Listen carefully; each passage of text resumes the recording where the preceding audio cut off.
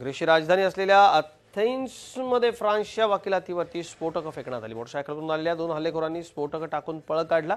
यात वकिलातीचा एक सुरक्षा रक्षक जखमी झाला। मुख्य म्हणजे अमेरिकेचे मावळते अध्यक्ष बराक ओबामांच्या दौऱ्यापूर्वी आठवडाभर आधी हा हल्ला झालाय।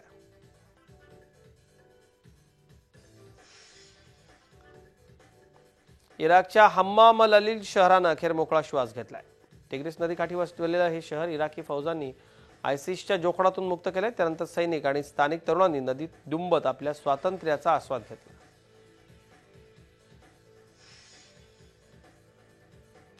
लंडनमध्ये क्रॉयडन ट्रॉमलिंकला झालेल्या अपघातात किमान 7 जण ठार तर 51 जण जखमी झाले। एका तीव्र वळणावर 20 किलोमीटरच्या वेगाने जात असताना ट्राम रुळावरून घसरली।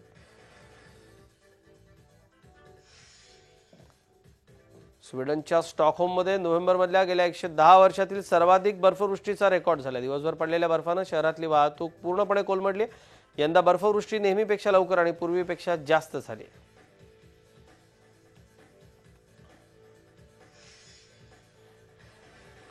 जुरासिक पार्क या चित्रपटातील दृश्य आता प्रत्यक्षात येऊ शकतात। जपानी कंपनी ऑनाट कॉर्पनं जगातील सर्वात मोठा आणि हालचाल करू शकणारा डायनासोर रोबो बनवलाय। टेरेनोसोरस रेक्स असं त्याला नाव देण्यात आलंय।